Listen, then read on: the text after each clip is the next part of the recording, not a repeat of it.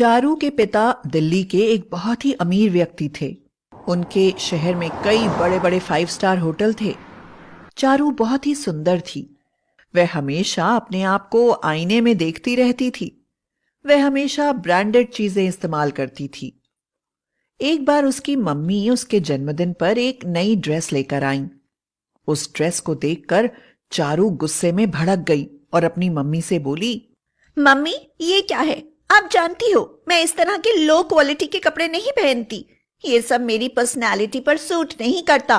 आपसे कितनी बार कहा है मेरे लिए कुछ मत खरीदा करो। आपकी पसंद बहुत ही चीप है। आप जैसी फैमिली से बिलोंग करती हैं वैसे ही कपड़े खरीदती हैं। हाँ, मेरा चेहरा और हैसियत देखकर ही मेरे लिए कुछ खरीदा करो। चारू की मम्मी शीतल बोली, चारू, लगता है कि अच्छे और महंगे कपड़े पहनने के ढंग ने तुमसे बड़ों से बात करने की तमीज भी छीन ली है। सुधर जाओ वरना एक दिन रोना पड़ेगा। चारू के डैडी सुधीर हंसते हुए आए और कहा, क्या चाहिए मेरी बेटी को?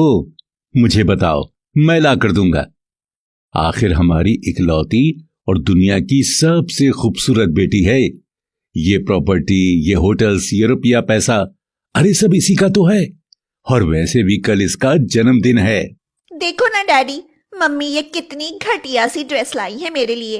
मुझे नहीं पहननी। हाँ। कोई बात नहीं चारू बेटा, कल तुम्हारी बुआ जी आ रही हैं। उनके साथ वाणी भी आएगी। ये ड्रेस उसे दे देना और तुम मेरे साथ शोरूम चलना। जो पसंद आए खरीद लेना। आप इसको बिगाड़ रहे हो। जरूरत से ज्यादा ऐशो आराम इसके दिमाग में चढ़ने लगा है। अभी तो चारू बच्ची है, बड़ी होगी तो सब समझ जाएगी। कल पूरे 19 साल की हो जाएगी। बच्ची नहीं है अब वो। अगले दिन चारू अपने डैडी के साथ शोरूम से ड्रेस ले आई। वह बहुत खुश थी और अपना चेहरा आईने में देख इतरा रही थी। मैं कितनी सुंदर लग रही हूँ। एक ना एक दिन एक बहुत अमीर और सुंदर सा लड़का आएगा और कहेगा कि तुम बहुत खूबसूरत हो, क्या मुझसे शादी करोगी? वह ऐसे ही सपने देखती और खुश होती रहती थी। अगले दिन शकुंत बुआ और वाणी दोनों आ गईं। वाणी और चारू दोनों हम उम्र सी ही थी। शकुंत की शादी एक मध्यम वर्गीय परिवार में हुई थी। शीतल उन्हें देखकर बहुत खुश हुई। आइए दीदी, बहुत दिनों बाद आई हैं आप। हाँ भाभी, समय ही नहीं मिलता। वाणी भी तो कॉलेज जाती है ना। कोई बात नहीं दीदी, अब की बार आई हो तो 1 महीने से पहले नहीं जाने दूंगी। शंकुत और वाणी ने चाय नाश्ता किया। भाभी, चारू कहाँ है? दिखाई नहीं दे रही। शीतल डर रही थी कि चारू अपनी बुआ के साथ कोई बदतमीजी ना करे। तभी चारू आ गई और बोली, नमस्ते बुआ जी। हेलो वाणी, कैसे हैं आप लोग? नमस्ते बेटा, हम तो ठीक हैं। तुम कैसी हो बेटा? हम तो ठीक ही रहते हैं बुआ जी। अरे वाणी, ये तुम कितनी काली हो गई हो और तुम्हारे बाल कितने चिपचिपे लग रहे हैं। जरूर तुम कोई सस्ता सा तेल डालती होगी। वाणी अपनी मम्मी की तरफ देखने लगी। हाँ बेटा, ये अपना ध्यान कम रखती है क्योंकि इसका सारा ध्यान पढ़ाई में रहता है ना। बीएससी में एडमिशन लिया है वाणी ने।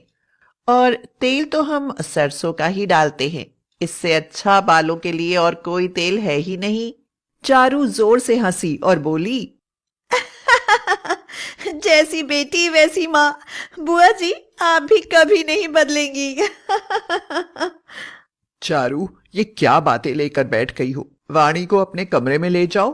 अब कुछ दिन ये हमारे साथ ही रहेगी, है ना दीदी? ठीक है भाभी। लेकिन मम्मी, बुआ जी और वाणी को अपने कमरे में सुला लेना। वाणी के सिर के तेल से मेरे पिलो चिकने हो जाएंगे। ये कहती हुई वह अपने कमरे में चली गई। दीदी, इसकी बातों का बुरा मत मानना। ये बहुत घमंडी हो गई है। समझ नहीं आता कि मैं इसका क्या करूं। कोई बात नहीं भाभी, बच्ची है, सुधर जाएगी। अगले दिन चारू ने वाणी के लिए वह ड्रेस निकाली जो शीतल लेकर आई थी। लो वाणी, ये ड्रेस तुम पहन लेना। मुझे ये ड्रेस अच्छी नहीं लगी। मैं इस तरह के सस्ते कपड़े नहीं पहनती। लेकिन कपड़ों में महंगा और सस्ता क्या, पहनते तो अपना शरीर ढकने के लिए ही है ना। तो तुम पहन लेना, ढक लेना अपना शरीर। अच्छा, मैं जाती हूँ चारू, मामी जी का कुछ हाथ बटा देती हूँ। कोई जरूरत नहीं है वाणी, हमारे यहाँ घर का काम नौकर करते हैं। लेकिन चारू बहन, अपने घर के छोटे मोटे काम करने से कोई नौकर नहीं हो जाता। ओह शिट यार, तुम भी मम्मा की तरह प्रवचन देने लगती हो। चारू के व्यवहार से दुखी होकर शंकुत और वाणी 3-4 दिन बाद ही वहां से चले गए। 2 साल बाद वाणी के पापा का ट्रांसफर दिल्ली में ही हो गया और वो अपने परिवार के साथ दिल्ली में ही शिफ्ट हो गए। अब चारू और वाणी दोनों एक ही कॉलेज में थे। दोनों बहनों में बहुत अंतर था। वाणी सावली साधारण सी थी, वहीं चारू बहुत सुंदर और मॉडर्न थी। चारू हमेशा कॉलेज में वाणी का मजाक उड़ाती। अरे वाणी, यहाँ क्यों खड़ी हो? अरे मैं तो भूल गई, तुम तो यहाँ ऑटो का इंतजार कर रही होगी। चलो आओ, मेरी गाड़ी में बैठो, मैं छोड़ देती हूँ। भला तुम्हें ऐसी गाड़ी में बैठने का मौका कहाँ मिलेगा? चारू तुम जाओ, मैं ऑटो से आ जाऊंगी। मेरे बालों के तेल से तुम्हारी गाड़ी चिकनी हो जाएगी। उस साल वाणी ने बीएससी में टॉप किया और चारू बीए में फेल हो गई। कॉलेज का एक लड़का आदि, जिसे चारू बहुत पसंद करती थी, लेकिन वह वाणी को पसंद करता था। एक दिन चारू ने आदि से कहा, आदि, मैं तुम्हें बहुत पसंद करती हूँ, क्या तुम मुझसे शादी करोगे? लेकिन चारू, मैं वाणी को पसंद करता हूँ। वो काली कलूटी, आखिर क्या है उसके पास? मैं इतनी सुंदर हूँ और मैं अपने पापा की प्रॉपर्टी की अकेली मालकिन हूँ। वो तो एक चपरासी की बेटी है। हाँ। चारू, मुझे रंग रूप नहीं चाहिए, न पैसे चाहिए। वाणी में काबिलियत है, उसने बीएससी में टॉप किया है। उसे मौका मिला तो वो एक दिन डॉक्टर बन जाएगी।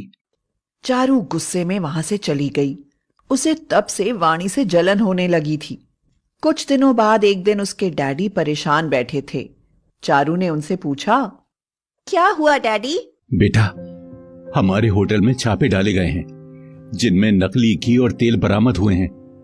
मैंने कभी इन बातों पर गौर ही नहीं किया। मेरे सारे होटल सील हो गए हैं। मैं बर्बाद हो गया बेटा, बर्बाद हो गया। ये क्या हो गया डैडी? अगले दिन चारू को बुखार हो गया और उसे चेचक निकल आई। देखते ही देखते उसका सारा चेहरा बिगड़ गया।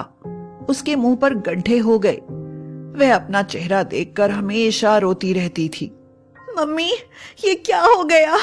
मेरा चेहरा बिगड़ गया। मैं अब सुंदर नहीं रही।